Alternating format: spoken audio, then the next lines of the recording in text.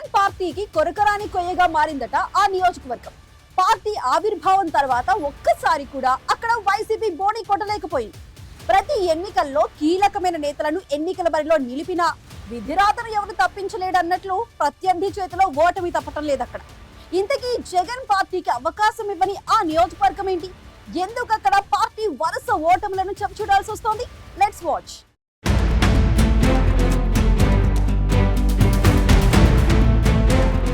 బాపట్ల జిల్లాలోని పర్చూరు నియోజకవర్గం వైసీపీకి వేలు పెట్టే అవకాశం కూడా ఇవ్వడం లేదు. వైసీపీ ఆవిర్భావం తర్వాత జరిగిన అన్ని ఎన్నికల్లో పార్టీ అక్కడ ఓటమి చవిచూడాల్సి వచ్చింది.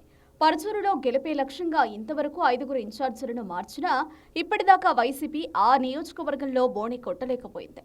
2014లో ఇక్కడ ఓటమి పాలైన వైసీపీ 2019లో నియోజకవర్గంలో గెలిపే లక్ష్యంగా ఏకంగా ఎన్టీఆర్ అల్లుడు దగ్గుపాటి వెంకటేశ్వరరావును బరిలోకి దింపింది.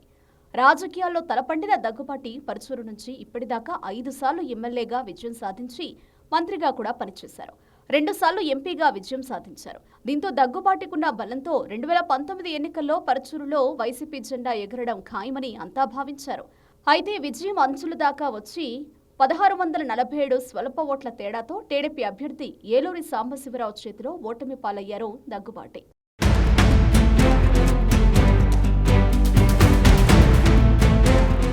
పర్చూరులో టీడీపీ నుంచి వరుసగా 3 సార్లు విజయం సాధించిన దగ్గుపాటి వైసీపీలో మాత్రం విజయం సాధించలేకపోయారు. ఓటమి తర్వాత తను రాజకీయాలు వదిలేస్తున్నట్టు ఆయన ప్రకటించారు. ఇక అప్పటి నుంచి పర్చూరు వైసీపీలో గందరగోళ పరిస్థితి నెలకొంది. ఒకరి తర్వాత ఒకరుగా ఇప్పటిదాకా 3 ఇన్ఛార్జీలను మారుస్తూ వచ్చింది ఫ్యాన్ పార్టీ అధిష్టానం. దగ్గుపాటి దూరమైన తర్వాత తిరిగి రావి రామనాథం బాబుకు పర్చూరు బాధ్యతలు అప్పగించారు. తర్వాత కొంతకాలానికి చీరాల నుంచి పోటీ చేసి ఓటమి పాలైన ఆమంచి కృష్ణమోహన్ని పర్చూరు నియోజకవర్గ ఇన్ఛార్జిగా నియమించారు.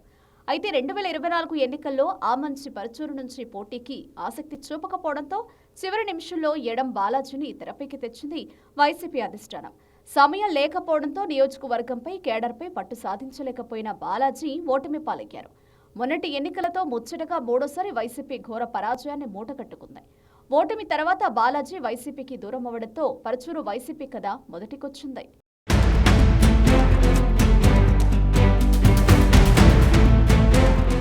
బాలాజీ తర్వాత మాజీ మంత్రి గాదె వెంకట్రెడ్డి తనయుడు మధుసూదన్ రెడ్డిని పర్చూరు వైసీపీ ఇన్ఛార్జిగా నియమించింది వైసీపీ అధిష్టానం. ప్రస్తుతం పర్చూరు వైసీపీకి 6వ ఇన్ఛార్జిగా బాధ్యతలు నిర్వహిస్తున్నారు మధుసూదన్ రెడ్డి. అయితే ఇన్ఛార్జిగా బాధ్యతలు చేపట్టిన నియోజకవర్గంలో టీడీపీ దూకుడుకు అడ్డుకట్ట వేయలేకపోతున్నారట కొత్త ఇన్ఛార్జి కూడా. నియోజకవర్గంలో పార్టీని గాడిలో పెట్టేందుకు ఇప్పటిదాకా ఆయన చేసింది ఏమీ లేదన్నది లోకల్ వైసీపీ టాక్. దీంతో పార్టీ క్యాడర్లో అసంతృప్తి పెరుగుతోందట. మరోవైపు నియోజకవర్గంలో బలమైన నేతగా ముద్రపడ్డారు పర్చూరు ఎమ్మెల్యే ఏలూరి సాంబశివరావు. 2014 నుండి మొన్నటి ఎన్నిక వరకు 3 సార్లు గెలిచి హ్యాట్రిక్ ఎమ్మెల్యేగా మరింత బలపడ్డారు. దగ్గుబాటిపై విజయంతో పర్చూరులో పాతుకుపోయారు ఏలూరి.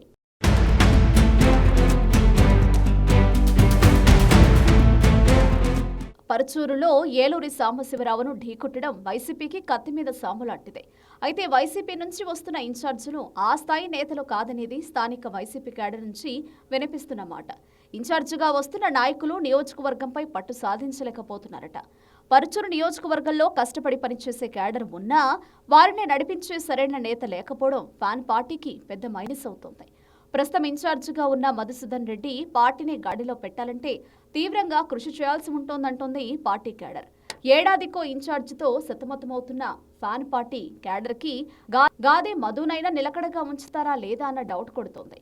కేవలం పార్టీ పిలుపునిచ్చిన కార్యక్రమాలకి పరిమితం కాకుండా స్థానిక సమస్యలపై ఫోకస్ చేయాల్సిన అవసరం ఉందంటోంది వైసీపీ క్యాడర్.